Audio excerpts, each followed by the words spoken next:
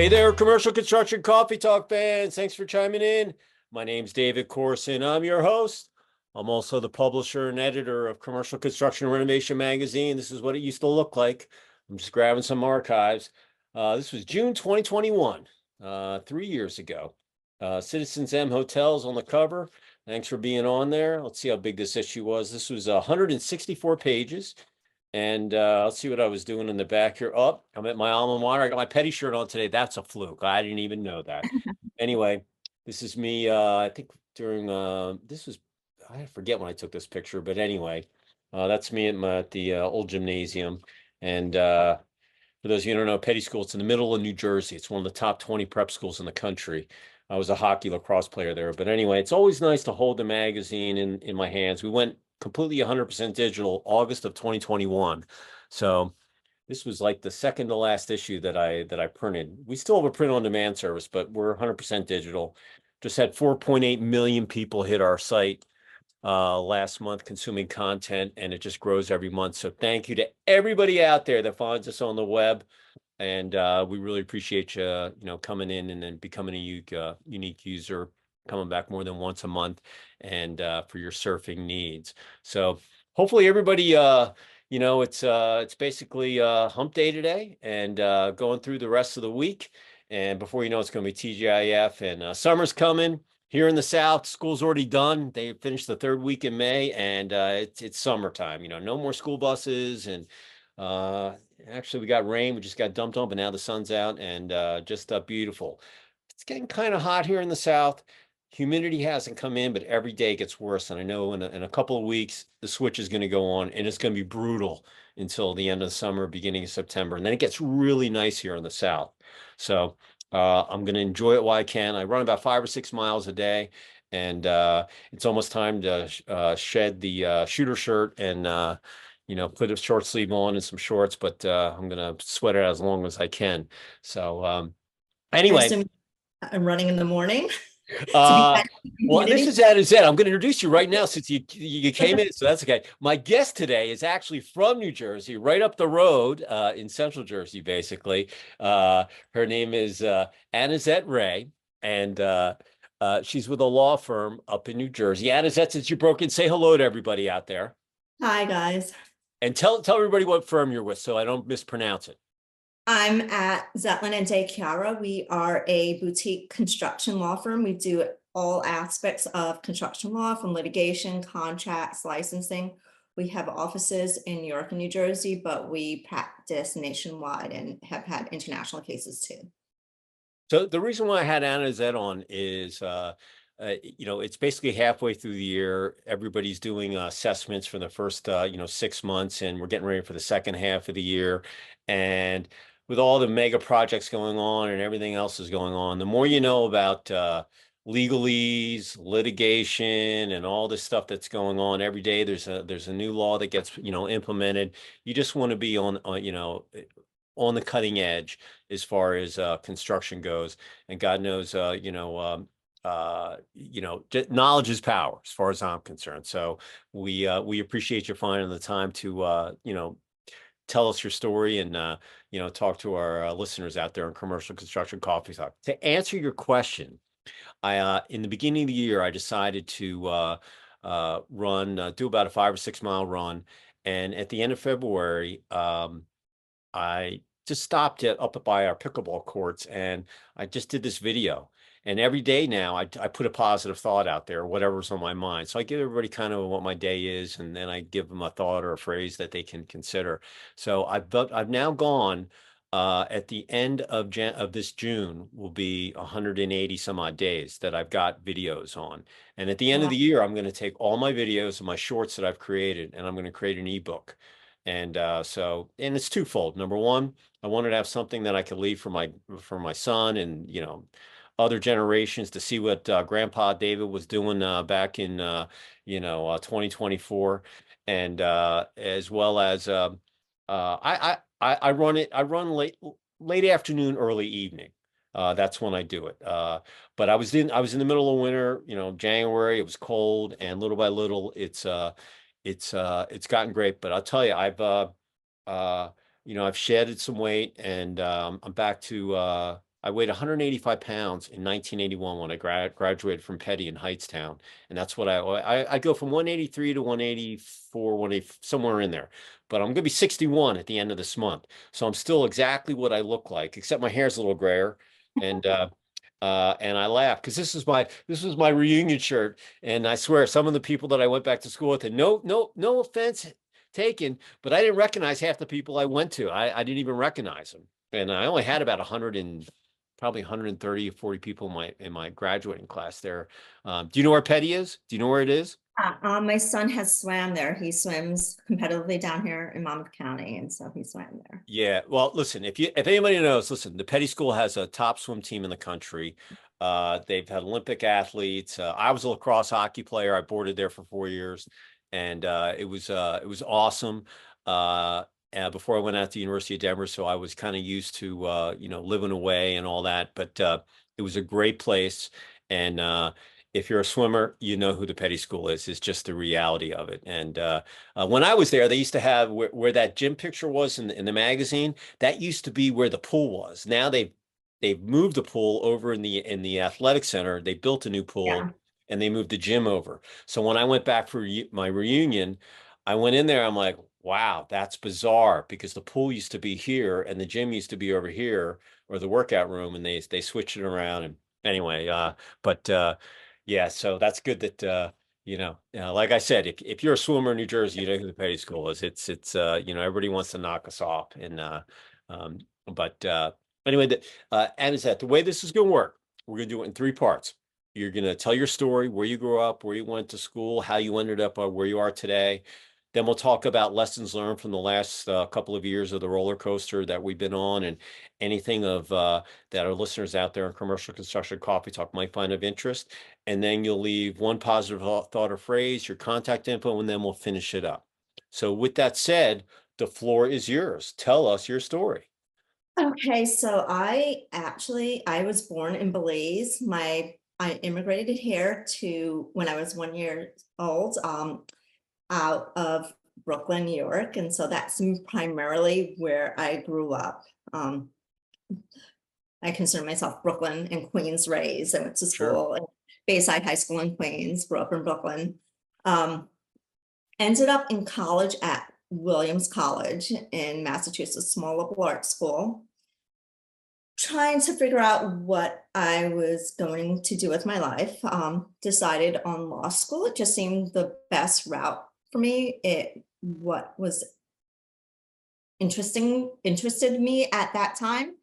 I also am a big artist. I was a big artist. Had a lot of art classes. And I was deciding on my major, and I had a mentor there who was actually a art history professor, and I was discussing my plans with her. And I said I was going to major in political science because I wanted to go to law school. And she told me, when you go to Williams, you can go to law school with whatever major you have. It does not matter what you study.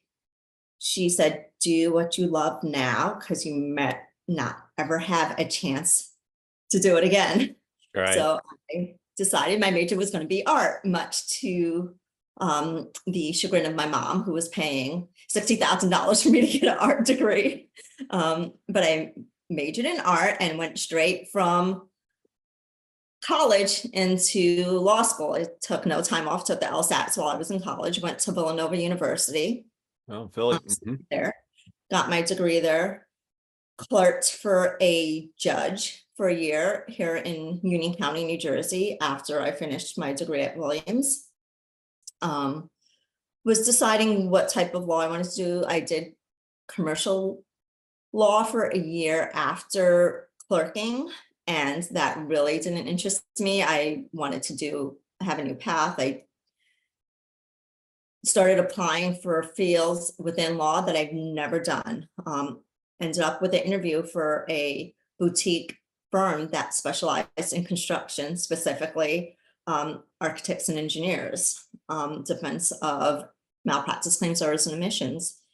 I went to the interview and I told them I have no construction experience. I don't have an architectural background. I don't have engineering background. I was an art major. My background in law school was politics. I clerked for a year for a judge, so that's what I knew. And they said, well, litigation. And they said the construction aspect you pick up as you go along. A lot of us don't have construction backgrounds. You have your clients and your experts that teach you as you go along. So I accepted their offer and I ended up absolutely loving it. That was back in 2003, and I've been in the construction field ever since. Nice. So that's how I got into this segment. I was a political science economics double major in school, and most of the people that get either an economics or a political science degree, they become attorneys. I mean, that's that, or history. They become attorneys for some odd reason. I don't know. I was going to play NHL hockey. That's what I went to school out there for, but blew my knee out, and there went my career. And my mother was from Philly. My dad was from New York. He was in upholstery Okay. manufacturing. They were in construction since 1888, in recycling, way well before sustainability and all that stuff was even words. We were doing stuff. And but that was my background. So when you said political science, I was like, oh wow, my thing was Okay. labor. My specialty was labor economics. Oh, So wow. yeah, so that's what that I wrote my paper on, 50-page paper on the economic development of Burma, or I forget what else I did, but labor was my big thing. And knowing that, when I grew up in Philly in the summers, I had to work for my family, and all the grandsons, when we got our license at 16, you had to go in the scrapyard and work in the with my cousins and stuff. And just the guys, that's the way it was back then. When you grew up, they didn't want the women out there, the females. Now they probably have them out there, but back in the day, that's what, if you wanted to drive and get your license, you get a car, you had to go work under Uncle Frank, the PM, or the super in the scrapyard. And from there, I shoveled asbestos. I used the acetylene torch. I was in demolition. I laid railroad tracks. I did everything. And took the showers at 3:30 so to keep the OSHA guys happy, but I get all the lead off. And now my cousins, it's fifth generation now. They're my age, and they're in there, still running the company. And my grandfather was a combat engineer in World War II underneath Patton. So he went and rebuilt all of the bridges that the Allies had bombed. And during the rebuilding process after Yep. the war was over. So I've got some killer Super 8 videos that we've put on, transferred to disk and on flash drives. And it's amazing when you look back at, what construction. But the bottom line is, it's still hammer nails and having a plan, executing it, and, just having the right people, hired, so you can get the job done. And right now, I just finished my permitting of over the last 4 months. We bought a piece of land up on the lake, and my wife and I are going to knock down some trees and break ground next week for our empty nester house. And my son just resigned from Boeing after 3 years. He went to FA mechanic school and got his A&P license, and had a good 3-year run with Boeing, and just wanted to make a change. He was done with the manufacturing and really wanted to work on more of a maintenance side. Had about 5 job offers and decided to move back to Atlanta. So he just moved it back home for, we're building the house there too on the lake. So I think there were some other things there. He just got his tools just in his new box delivered, and he starts on Monday down at the corporate airport just north of downtown. It's called Charlie Brown or Peachtree DeKalb PDK Airport. Really nice jets flying there. Not huge ones, but corporate jets. Every Fortune 500 company has an office here in Atlanta. It's the LA of the South. And he'll be working on Pilatus jets and some turboprops and so forth. But Boeing, listen, Boeing was a great experience for him because he got hired by Delta. And his first day on the job, a recruiter called him within 3 hours, and they said, "Look, we need to hire people.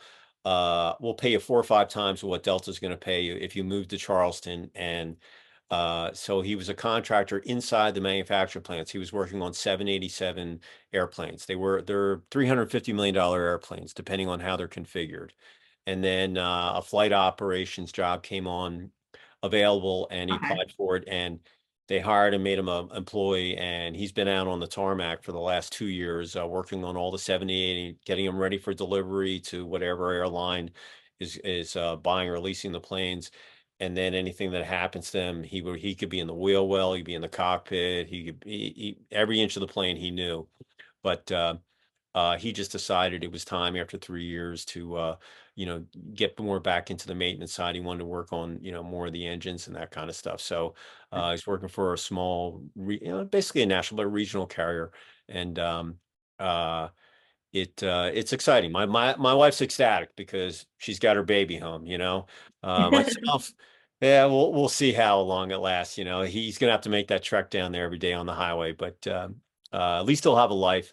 And but he's working with his hands. He's in construction. Now When is he back with you? yeah, he just moved back June, right in the beginning of June. My wife went over and helped him clean up his apartment, get rid of stuff. So we sold our trophy house when he moved out, and we bought the land back in 2020. So we've been living in this little house while we were just kind of sitting on it. And then the HOA came down on me at the end of this year, and they're like, "Mr. Corson, you need to build that house. You were supposed to build it in a year."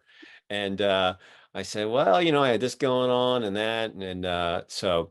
So Uh, now you gotta put shovels around. yeah, well, my wife's an interior designer contractor, residential contractor. We're also Okay. federal contractors. So we don't build $80 billion atomic plants. We go after small little jobs, but she's a very good residential contractor, but we've never done a build up. So we're acting as the contractor on this build. We're not even sure if we're going to keep the house. We might build it, we might sell it, we might move in there. I haven't really decided, but she'll do a good job, and it's gonna be fun, and I'm gonna do a videography of the whole project. I already hired my drone guy to take video from when they knock down the trees, and we're gonna do a whole videography of them, and eventually I'll put it in the magazine and work with some clients that I know that are top notch. Whether it's lighting or electrical or bathroom fixtures, and put all that stuff, have it as green and cutting edge as possible. And so in case we do sell it, it'll have those assets in place. But it's going to be fun doing it.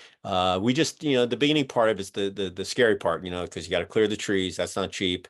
Then you got your foundation. You got to put the fittings. You got to get the inspections done, and then sticks and frame, wrap, roof. And once the house is dry, then my wife can really go cruise because she's got her crew, whether it's flooring, tile, millwork, drywall, paint, all that stuff. Her guys are great.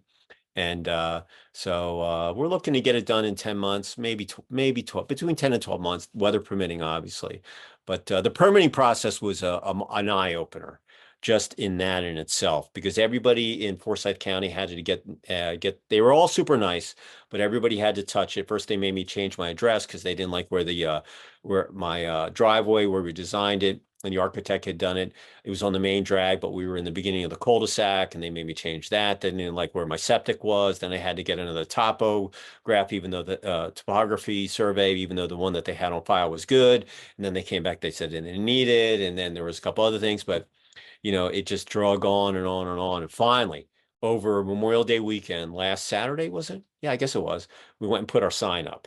And of course, and it's a building group and our other GC that, it's going to be kind of our overseer on it.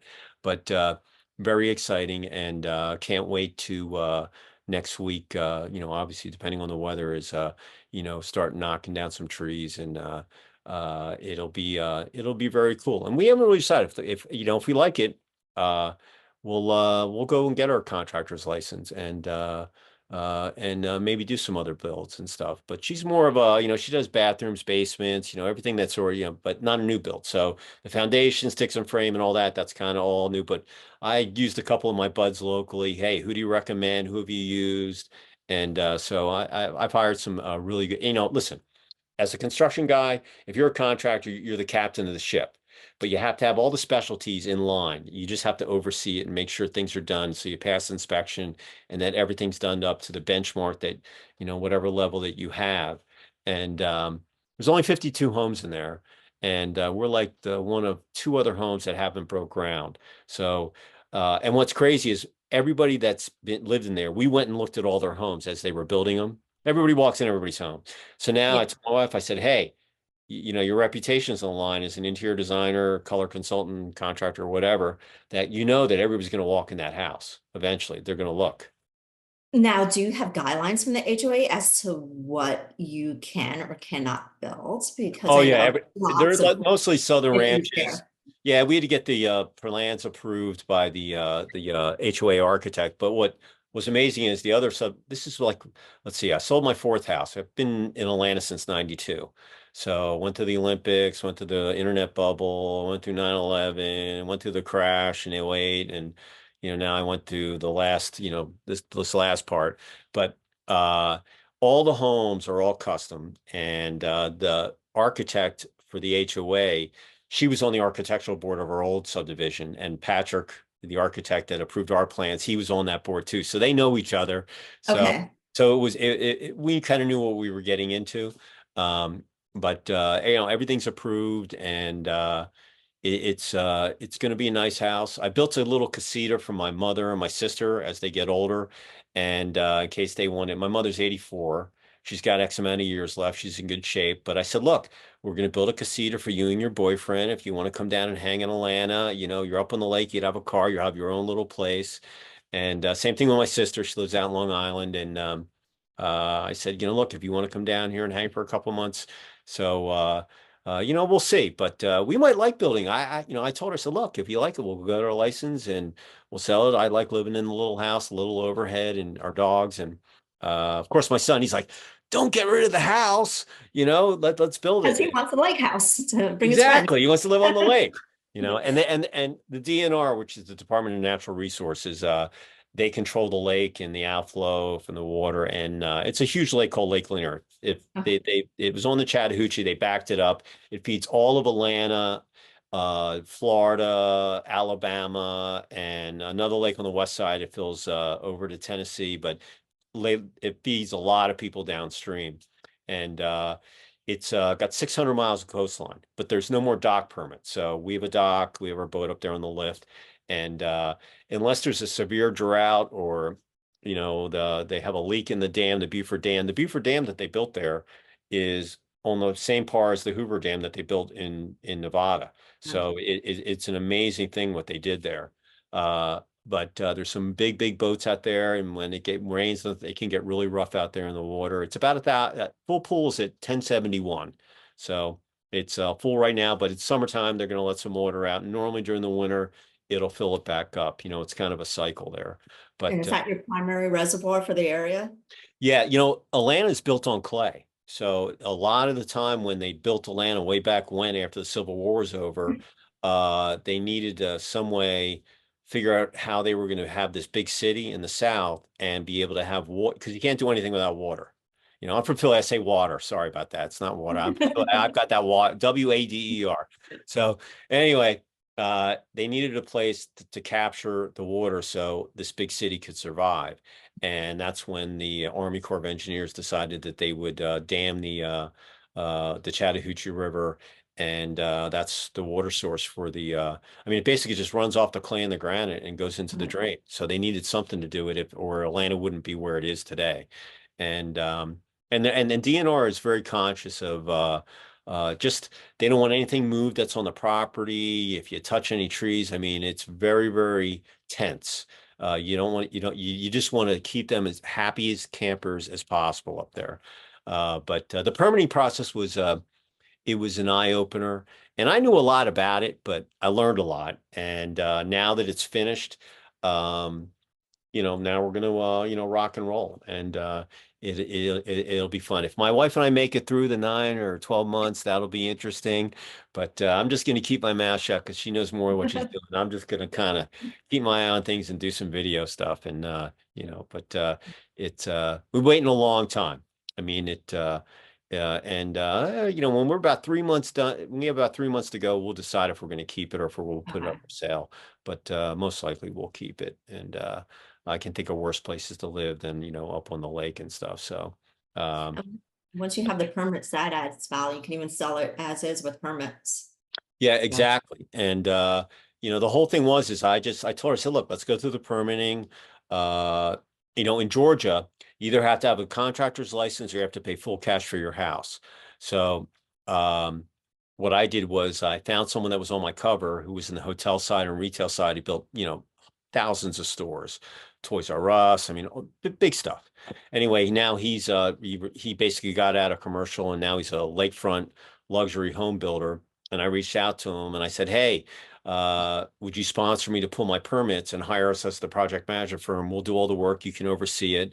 And he said, well, I would charge you this if I was building it. But since you had me on the cover of the magazine back in 2015, I'm going to work with you, David. I love you. Okay. So this is the way it'll work. And he was an extremely helpful going through the permitting process and all the different things that we had to get done. But now that it's done, it's like, look, you guys are set. You've done all the bids, and I had one of my federal contractors do the takeoffs and get me some good bids. Now the bids come in. Some of them were a little higher, a little lower where we were, but we're kind of basically where where Okay. we wanted to be. And now it's just deal with the draws and making sure the subs are paid and on time, and crank it out and get everything as dry as quickly as possible, so her team can get in there. So we're thinking we break ground in the middle of in June. By the end of the summer, it should be dry, and then we can really crank it out. So, So I'm in Howell, New Jersey. I don't know if you're familiar with there. oh We're in yeah. Monmouth County, Hmm. but Western Monmouth, it's mainly farmlands, historically farmlands. But the town is going through changes, and farmers, old farmers are they don't want to deal with the farms anymore. They're selling it, and they're entering into these arrangements with developers where it's a contract arrangement where the developer will go through the permitting process for the farmer and pay all the costs to get the farm subdivided, plans approved, everything. And upon approval, then the developer will either buy the lands from the farmers or abandon it, and the farmer keeps the permits, or the developer will act as an intermediary and sell it to someone else. And so they found a lot of value in that process.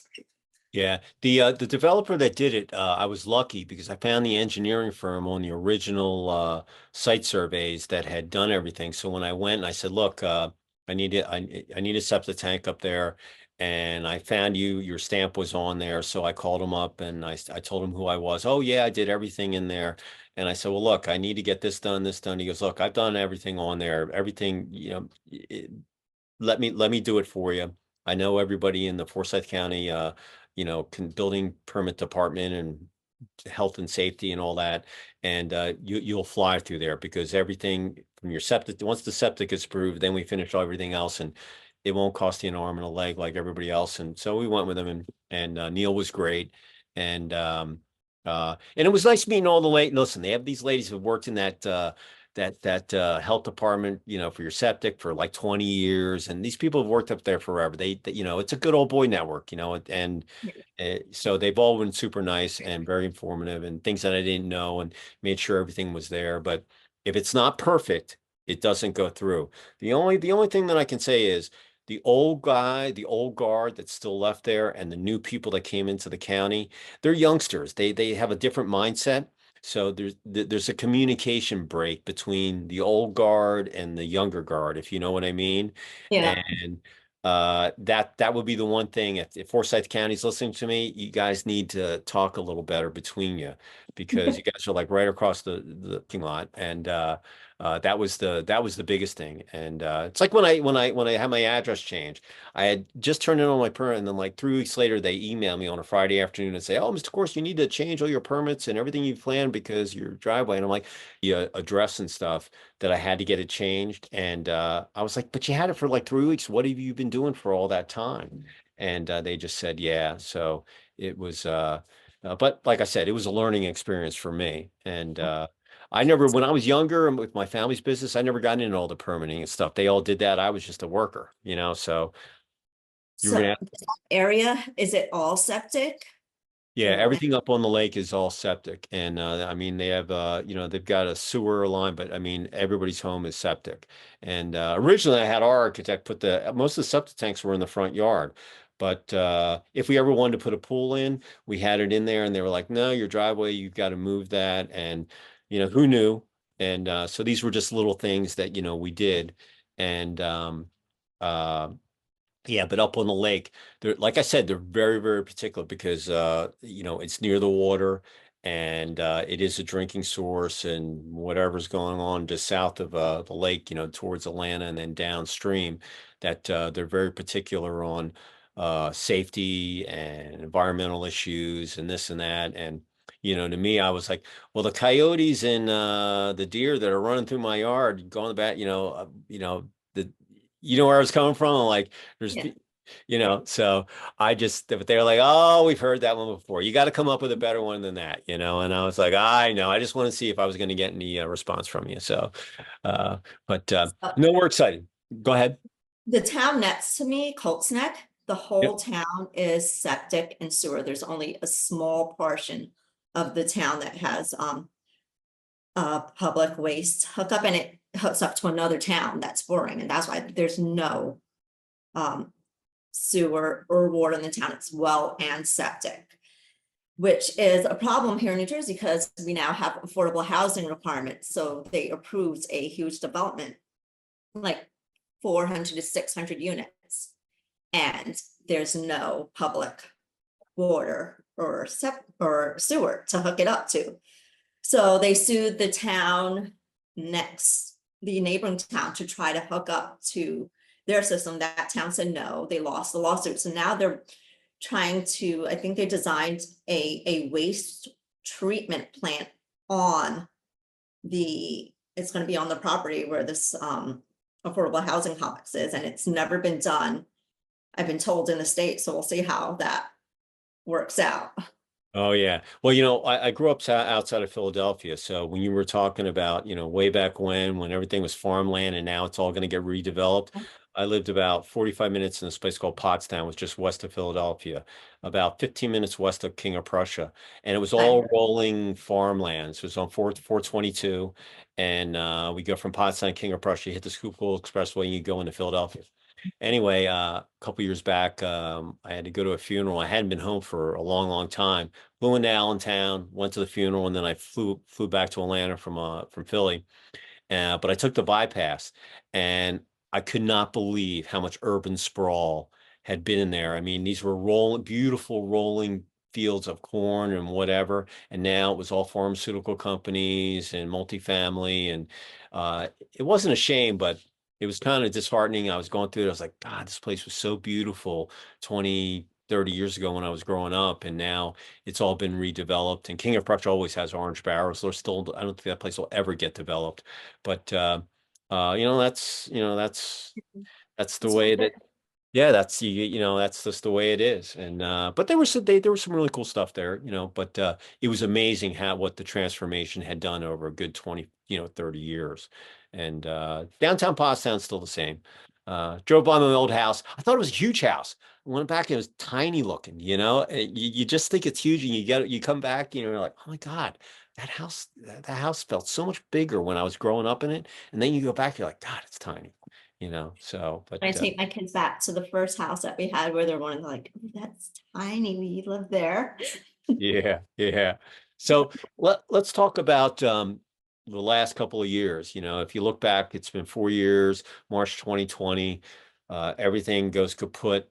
And gradually we've come out, depending on what state you were in and what regulations with construction, and et cetera. And now we're kind of out of the tunnel. There's still some potholes and hindrances along the way, but we're basically out of it. Talk about how your firm weathered the storm, and lessons learned that any of our listeners out there, commercial construction coffee talk, might find of interest. I think we weathered the storm fairly well. We were able to retain all of our staff, so we put that as a priority, so we were able to do that.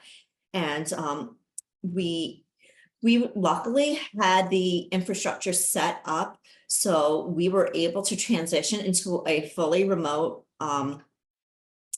environment easily, because even before COVID, we were transitioning into a paperless office. Everything gets scanned. We have a server that's accessible wherever you are. We were able to even before COVID, if we had meetings, log on and had a remote server that we could log on and get everything, access everything.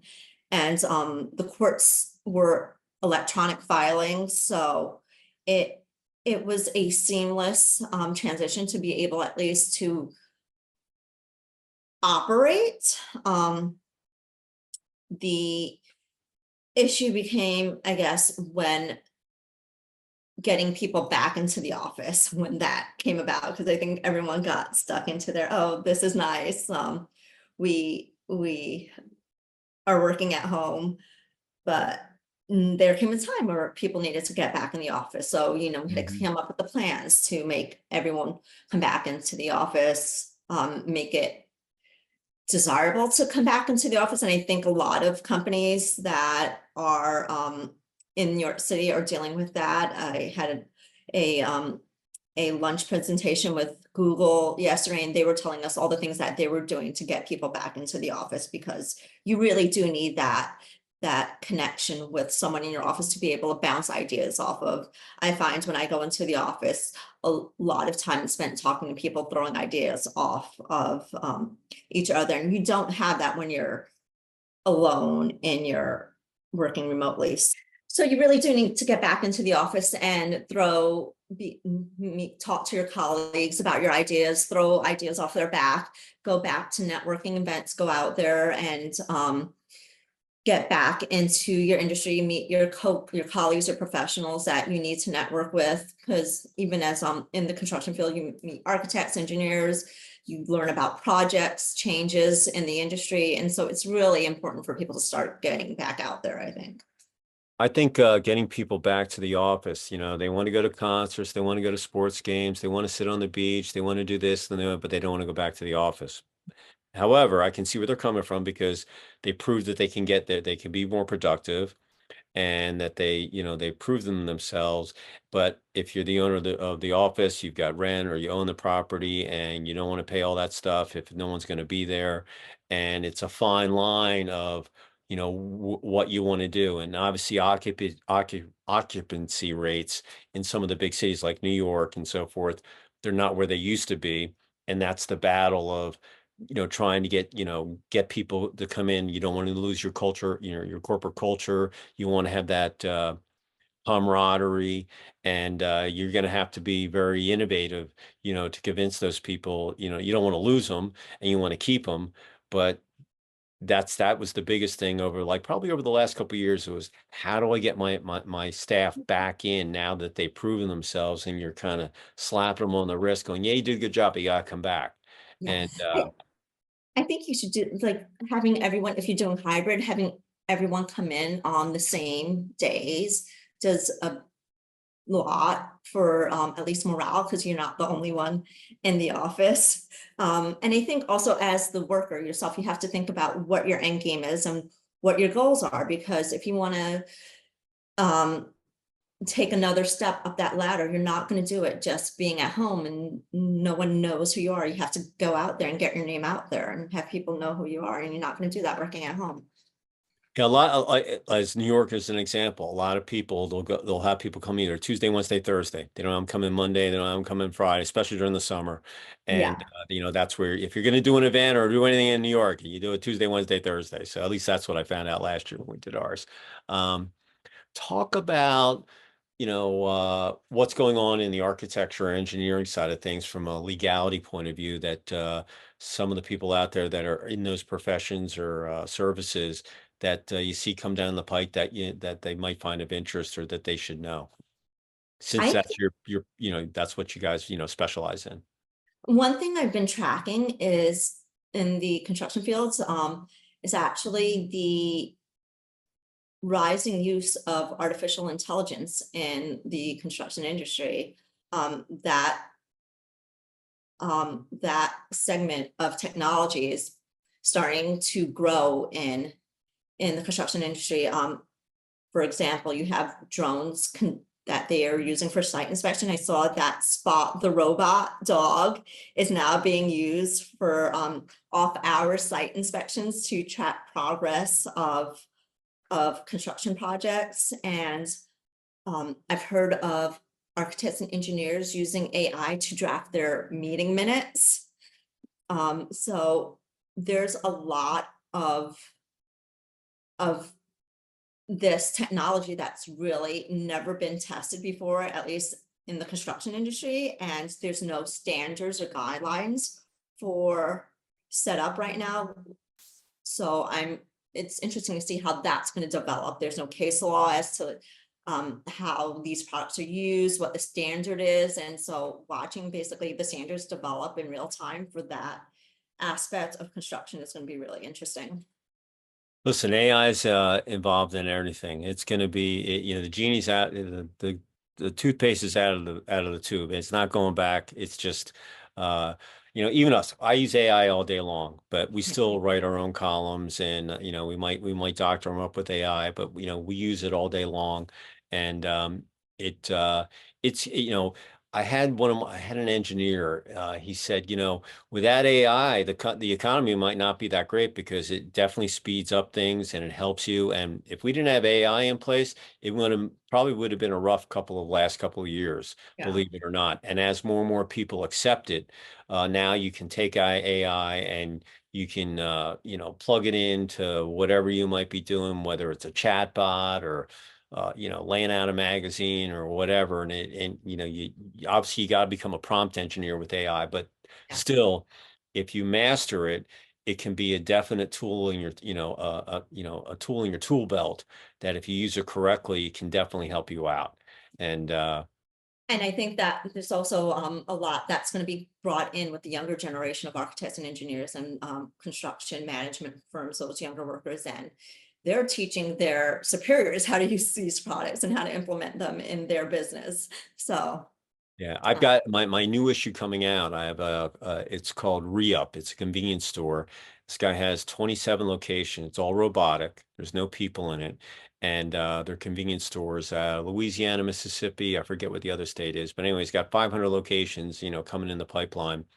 And when I put it on there, I was like, oh God, people are going to be mad at me because I'm going to get, this guy is building this chain where they're not going to have a lot of people involved. But on the flip side, someone's got to build all those robotic things. Someone's got to build all that stuff. It's not going to be robots building robots. Someone's got to build that stuff. yeah. And I said, we're going to put it on there and we'll see what, we'll see what you got. Great pictures. And uh I was going back with the PR firm and we sent her the proof this morning and she's like, hey, change this, but oh man, it looks great. I can't wait for it to come out. And but listen, in 5 to 10 years, you won't even recognize what retail or restaurant kind of looks like. I mean, whatever sector that you're in, I mean, we cover them all. And it'll change the way things are done. I mean, just think if you're in a tall building with, multi levels, instead of having a person do rivets for, HVAC ducts, you can get a robot to do it and it'll be perfect on every floor, Yeah. and so there's all these advantages of doing it. And but if it's done correctly, it could be a win-win for everybody. So I kind of take it with I'm more of like if a new phone comes out, I don't want to be the first to have it, or a new car. I want the kinks a year and a half worked out, and then I'll go and make my purchase. But the same thing with AI. It's Yeah. just it came out and it just mushroomed, and everybody is using it and for different purposes. And but you have to learn how to prompt it. It's just the way it is. If you want the right kind of results that it's going to give to you, you have to become a prompt engineer. If you don't know what that is, that's a term, actually. Yeah. So out there on commercial construction golf land, you got to become a prompter. You got to learn how to teach it. My wife laughs at me. I'll go into AI and I'll say, how are you doing today? You're the best topic writer there is. I know that you can help me with this task. I want to do this. And she's like, what are you talking about? I'm like, I'm prompting it. I have to teach it how it wants to, do things with me. And I treat it like it's not a real person, but it's helping me. It's my assistant. So I'm nice to it. And it gets me what I need, and other days I'll be like, hey, you're having a bad day. I'm gonna give you 5 minutes to recoup, and then I'm gonna come back to you. All right? We cool on that? Yeah, yeah. I'm a machine. I don't have any feelings. I know, but I'm treating you right. I want you to make sure I want to get the stuff done in there. So, There was a recent case, it was like a year or two ago here in New York. where an attorney used like Chat GBT to write a legal brief on a topic. And the attorney did not check the brief to make sure it was accurate. It checked the cases.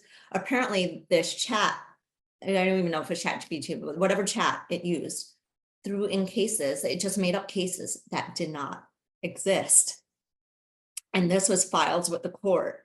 And when the other attorney got it, he's doing his research and none of these cases are showing up. And so he contacted everyone in the court, said, I have no idea what's going on. Like, I'm looking up this law. I'm trying to respond to this legal brief that was submitted.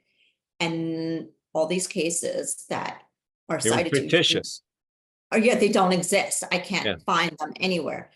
And that's when the attorney who submitted the brief was like, well, I kind of used chat whatever to write this, and this is, I asked it to write a legal brief on this topic, and these were the issues, and this is what it gave me, and I just submitted it, and now his license is up for review and sanctions. So Listen, I'm a content creator, so we get press releases all day long, and I can tell when they're done by it. I've read enough AI stuff and stuff that comes, out of here, and you even stuff like when I'm on LinkedIn, I do a TGIF every Friday, and I might have 3 or 4 paragraphs that I'll write, and I'll have it read, but it doesn't sound like me, so you got to go back and tweak it. You just can't take it and do it, and it's all about prompting and on the way that you're going to use it. It's going to learn that stuff. So we tell people, like, if they want to get a sponsor post on our website, where we were like, look, we want to come from here. We don't want to use it for AI because we can tell. And we have software that goes through it. Hey, this is AI generated. I told you, these are our guidelines. You have to write it. You can use it, but you have to make sure that it's, concise, because just as that example, it might throw something in there that's non-existent, and you just don't know. So, but AI is an amazing thing. It's been around, feels like it's been around forever, but it's amazing. And like I said, it's going it's going to change the way we do things. It just is in all aspects of your life. And better to have it than not. And we just want to be able to control it so it goes in the right direction. And but very interesting, the attorney, he probably was like, oh my God. He probably when he got the note from the court or whoever the judge was, say, hey, dude, this none of these cases, did you check any of this? Did you write this? And he had to come clean. So I'm sure that goes on a long time, that people don't even catch it, yeah. unless they do their due diligence, right? Yeah, and so I think that's something that people have to be mindful of when using these new products. Until they're accurate, since they're so new, you got to do your double checks. You can't just rely on it Yeah. alone. Mm-hmm. Mm-hmm. And that's even in the construction fields. Like, if you're using AI drones or robots to do your site inspections, maybe until you verify that it's accurate, do some spot checks yourself. Don't rely on just these tools. Yeah. Well, listen, we have to get our stuff inspected. I hired a third party inspector just to come in to make sure that, hey, my slurry's the right, or whatever it might be that we're doing, just to make sure that all the stuff is done. So when the inspector comes out, he's gonna be like, hey man, this is clean, man. I love it, man. You're making my life easy. And it was just a line item, but I told my wife, I'm like, look, let's hire someone that's gonna come in, that'll be a third party, that'll just take a look at things and make sure once the vendor or the sub is gone, we can go through there and make sure, hey, these were the right size frames that we needed for the roof or whatever. And the last thing I want to do is blow the budget. So Yeah, but you're the GC, so you're responsible for whatever he does. At least it's your own property that you don't have to worry about so much a third party. But as the GC now, you're responsible for whatever someone oh yeah. else's does. Yeah. So Yeah, listen, we got referrals, and anybody that steps on there, we background checked them, and like I said, I had a bunch of developers that I reached out to locally that especially like for the foundation, the concrete, and the sticks and frame and that kind of stuff. That, hey, who have you used? Give me some referrals, and like I said, I had a federal contractor that's been around forever, done billion of construction in federal, that I sent my budget up and I said, hey, give me some takeoff on some of these things, even though you're up in Pennsylvania, we'll counter for what it is to live in Atlanta, and it also is lake property, so the square footage goes up on that rate. But still, he was very, very close, believe it or not. And I told him, hey, he goes, that's a really good idea, because even though that I'm there, I'm still learning. So I wanted to make sure that someone else could come in and give me a different perspective, even though I'm looking at stuff and it looks right. But, I'd rather nip it before, the inspector comes in. I just want the county to come in, hey, wow, this is awesome. This is a clean project. But, they always have to nitpick something because they got to make themselves worthy. Nothing against you guys out there. I'm just, so, um, if anybody's out there and they're thinking, hey, I have this project, I have this issue, it could get into litigation, or I want to protect myself, or I had to pick up where someone else laid off that was left off the project. If they had any questions and they wanted to bounce some, get your knowledge on architect, engineer with litigation, et cetera, how would someone reach out to you? You could go to our website and find our information. It is zdlaw.com. The law firm is Zetlin and De Chiara. Our telephone number is 212-682-6800. There you go. So listen, you got a project going on, and you might have some butterflies down in your stomach going, I should maybe get some legalese or some legal input. There you go. Anazette, there you A-Ray at zdlaw.com too. there you go. So shoot her an email, give her a call, and see if there's anything that she might be able to help. Big or small. Better to know than not. It's Yes. like just it's better to be safe. And like we proof the magazine a million times. I mean, we look at it, we have X amount of eyes on it, but been in publishing 25 years. There's always going to be a typo that you find that's glaring, but you don't see it until after. Like, especially when we used to print the magazine, I couldn't take the magazine back.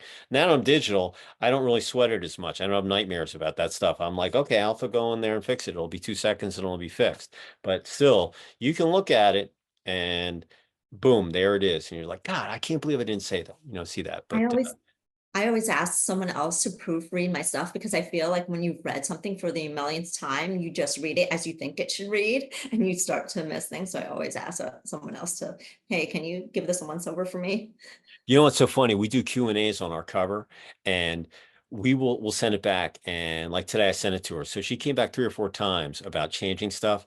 And finally I said, Eve, listen, this is the last one you're going to get. Unless it's glaring, it sounds awesome. You could spend the next 6 months looking at this and you're going to make changes.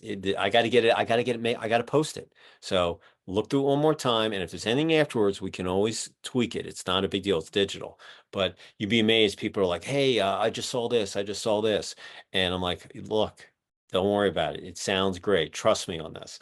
But yeah, no, listen, I write my column. I give it to my editor. He redlines it, does whatever. And then I just look at it again and, but I'm like, hey, use whatever you need to do. Just make it sound better, and he gives me his, I do the same thing. And, so if, uh, now that we've got your name and your contact info, if you wanted to leave one positive thought or phrase with our listeners out there as we go in the last month of Q2, and basically you're finishing up the first 180-day plus of the year, what would it be as we go into the second half and finish off 2024? I think it's moved quickly into the next half and next stage, because that time's going to go by quickly. And before you know it, the end of the year is going to be here. So take some time off, but not that much. Just keep going. Yeah. Listen, I read The Shining, I saw the movie, and all work and no play makes Johnny a dull boy. So you got to take some time off. And I'm going to use I used the quote yesterday on my video when I was running, and it said, "Remember to compete with the person that you were yesterday, because you always want to be improving. You want to be better than you were yesterday. You want to be better than you were the day before, and you don't want to look back, because there's nothing back there except the scoreboard and history, and you can't change it. So you might as well keep looking forward, make as many mistakes as you can, because you're going to learn from them, and just rock and roll, through the end of the year. And before you know it's going to be the holidays in December, and you're going to be ringing in the new year. And it's exciting. Like right now, I mean, I'm going to be building my house. I launched my digital agency. My magazine's cruising along. And I feel pretty good, where I am. But 2 or 3 years ago, I'm a complete different company than I was. I was a print face-to-face guy. Now I'm a digital guy. I'm a content creator, and it's it's just insane when I look back, and I wish I would have gone digital a long time ago, but and it was scary. Believe me, when I went digital and I stopped printing the magazine, it was very scary. I was like, oh my God, are people going to stay with me and whatever? But everybody's on there now. My son, he doesn't even know what a magazine is. He's looking at his watch, his tablet. They don't know what a new, My kids don't know. They don't know. no, no. So it was So, but scary, but it, can't you can't be afraid to try new things and fail, because people who haven't failed haven't tried. yeah. Listen, you got to have confidence, and you got to face fear head on. Yeah. But it was dicey. I didn't, there were nights where I'm like, oh my God, I'm going to go digital. But it was the best decision. I never had millions of people hitting my site. They were looking at the magazine and print. Now they look at it digitally. So, but remember, compete against yourself. That's your Yeah. biggest competition, and fear up here. It's all about mindset. So, a couple of things before we finish up here. Number one, if you're on the construction site, we want you to be safe. We want you to get home, be able to have dinner with your spouse, your partner, whatever, your kids, your dogs, your turtle, whatever it might be. Enjoy yourself, get some good REM sleep, and be able to hit the construction site the following day. Number two, we want you to stay hydrated. Okay. That was one of my posts this week. Drink your water and stay hydrated. When you get dehydrated, you get headaches. You get headaches, mistakes. That's Yeah. the athletic, the athlete or the coach in me. All right. We want you to stay. So I'm drinking water all day. I'm going to put some electrolytes in there, and then I'll refuel myself when I get back from my run after this is over. But stay hydrated. Last but not least, hit the like button. We want everybody to find the algorithms out there to find this episode, and to hear all about the legalese with architects and AI and everything else that we discussed. So hit the like button. And once again, I appreciate everybody out there that finds us out there on the web. And I couldn't have been doing this, couldn't have gotten to where I was without you over the last couple of years. So, Anazette, pleasure meeting you. Thank you. It was so much fun. And you know what?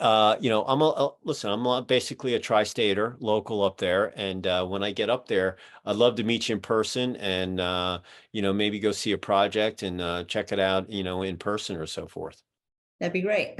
And are your kids that swam at Petty, are they good swimmers? Are they out of school or adults? So my son is in 5th grade. He's graduating in a couple weeks. So he doesn't swim at Petty, but he's had meets at Petty. He actually swims for Greater Monmouth swim team, which is it's run by the Y, but it's made of a few towns in the area. It's like a travel team. Yeah, and it's a great team. We have Olympic coaches, and so he swims. And then my daughter is actually a runner, so she trains with Gone Running and Bob Andrews down here in Wow. In Monmouth County. And if you're a runner from Jersey, you know who Bob Andrews Monmouth is. University. Come on. Yeah. Believe She was just there this past weekend for the Elliott Derman International Track and Field meet. So Oh, nice, nice. Yeah, I was a hurdler. I ran cross country. I was a runner. I didn't play football in the fall. I didn't want to get hurt. I was a hockey player, and so I did all that stuff. And it was just some of those things. I told my wife, I was like, I'm going to go and run for the year and do this thing. And then I did the video, and then I was like, oh, I'm going to turn it into an ebook. It just kind of evolved, and but I haven't missed a day. And but during the summer, I'm probably gonna have to start running in the morning because it's just too hot. It gets still yeah, hot, 8 or 9 at night. You should see me in these videos. I'm just sweating. And but my son's got to get up. He's got to be at work by 7, so he's gonna get up early. And I'm like, oh, you know what? I'll just get up with him, have breakfast, and I'll go run and get it out of the way. And I run, but it's coming down slowly as I get older. But there are days in the summer where you have to get up at 6 a.m. to beat the heat. So oh yeah, oh yeah, get your runs in then. Yeah, no, listen, I get it, you know, and like yesterday when I was swimming, I'm like, hey, soon you're going to see me up at the construction site. So I'm going to get rid of these running videos. You're going to see me up there. You're going to go all through the project with me and see everything. But you're still going to see me sweating. And, but, you know, I'll get some running videos into there, but it's going to go from the running, you know, from my track or wherever I am to the construction site. So it'll be interesting, but, I like running. I like running. It just clears my mind. I can I get, you know, I have a good pace. You know, I run 5 to 6. I figured if I ran every day 5 to 6 miles, it's 35 miles a week, 140 miles a month, or 1,680 miles a year in 365 days. That's from the distance from Atlanta to Denver, Colorado. If I Oh, were, wow. yeah, so that's how far it was. And I've just added about another mile to my trek. So you know, I've never done a marathon. And you know, that wasn't really on my goal setting seat. So if I keep running, I'll do that next year. That'll be something I pick up. That'll be a bucket list thing that I would do. I'm up here to the Jersey Shore Half Marathon. Oh yeah, yeah. We used to have a house in Margate forever, you know. Yeah. So you know, like I said, I'm a Philly boy. I should be come down on the weekends, and you know, I got still have a lot of friends up in Philly, New Jersey, and the tri-state New York area and stuff. So say goodbye from Central Jersey, basically. Yes, Central Say goodbye to Jersey. our audience out there. Bye. Take care. Thank you. And I'm going to say goodbye from the Buford Dam in Sugar Hill, just below, about 25, 30 miles north of downtown ATL. And everybody, listen, Hump Day, you got TGIF in a couple of days, and then the weekend. And before you know it, it's going to be end of the month, and you got 4th of July. And like I said, at the end of the month, it's your basically 6 month assessment that you should make for yourself. Look back, see what you did, see what you need to tweak, see what you want to do, and then put your game face on, and then crank out the last 6 months, finish with momentum, and on a positive note, and end the year off, and take a look at what you did. Look where you started, look where you ended, and look at your data points upon there. And the day you stop learning is the day you should go do something else. And it's just like me every day. I want to shave a couple of seconds off my trek and my time. And you know, listen, I'm not running a 3.5 million minute mile, you know, like these guys are doing, but I have a good pace and I sweat. So you know, and I've been dedicated, I've been disciplined, and I do it in the rain and the thunder, which, you know, it is what it is. But anyway, uh pleasure meeting you, and everybody out there, have a great rest of the week, and we will see you next time on another episode of Commercial Construction Coffee Talk. And is that Take pleasure. care. Thank you. Thoroughly enjoyed it. All right, I did too. Thanks. you bet. Bye-bye. Bye.